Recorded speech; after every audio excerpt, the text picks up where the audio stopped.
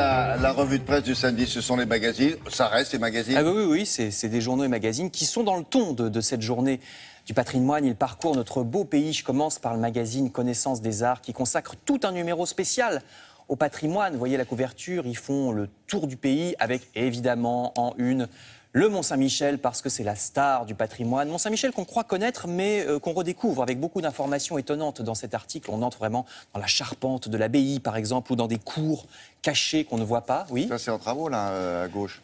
C'est quand ils sont en train de refaire le... C'est la passerelle, vous savez, pour que ça redevienne une île, pour que le Mont-Saint-Michel revienne en eau.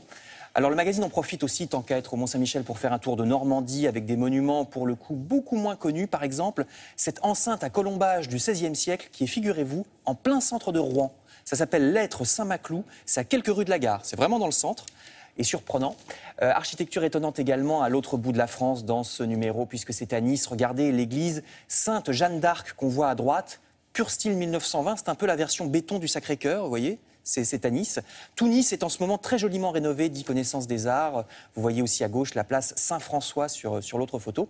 Et puis dans ce numéro, des paysages comme le parc de Saint-Cloud, près de Paris, que voici, les parcs de Chambord ou de Vaux-le-Vicomte, dans ce hors-série spécial patrimoine de Connaissance des Arts. Donc, je vous parlais de Chambord il y a un instant, le magazine Mon Quotidien évoque lui aussi ce célèbre château, numéro spécial sur François Ier et la Renaissance, avec donc Chambord, mais aussi le château de Blois. Vous voyez Chambord à droite, le château de Blois à gauche, monument construit ou reconstruit au siècle de François Ier. Également le château de Fontainebleau, dont on voit l'intérieur sur cette autre photo. C'est à Fontainebleau que François Ier conservait la Joconde, par exemple. Si vous aimez la Renaissance, vous pouvez aussi visiter le centre-ville de Lyon. Pourquoi? Parce que c'est moins connu, mais c'est un des plus vastes quartiers encore existants qui date de la Renaissance en France. Vous voyez, le vieux Lyon, entre Saône et Fourvière, à lire dans les documents de Mon Quotidien. Dans la vallée du Rhône, toujours, le magazine Aller-Retour, cette fois, se penche sur un autre patrimoine, le patrimoine viticole, à Tournon, dans l'Ardèche, et Tain-l'Hermitage, dans la Drôme. Deux villes de part et d'autre du Rhône, c'est vraiment juste en face, hein, il y a un pont entre les deux.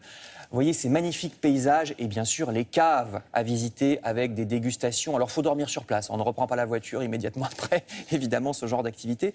Et puis, il n'y a pas que le vin, vous découvrirez également dans ces articles le petit train de la vallée du Doubs, D-O-U-X, pas le Doubs avec un B, hein. C'est une jolie voie ferrée ancienne dans cette région qui fonctionne depuis la fin du 19e siècle, des paysages à parcourir, par exemple, alors là vous avez le train, mais par exemple à cheval aussi, parce qu'il y a beaucoup de locations de chevaux, ânes et carrioles pour arpenter ce patrimoine naturel entre l'Ardèche et la Drôme. Ça c'est dans le magazine Aller-Retour.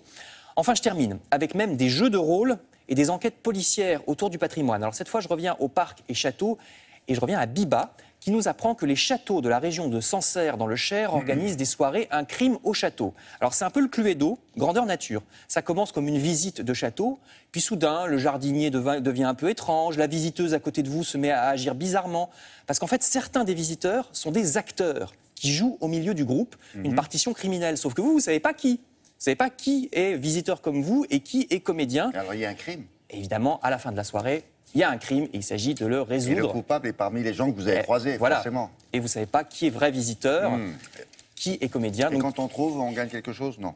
Je crois qu'on gagne l'estime de l'organisation. Ça n'a pas de prix. C'est dans Merci Biba beaucoup. que vous lirez ça. Merci Frédéric.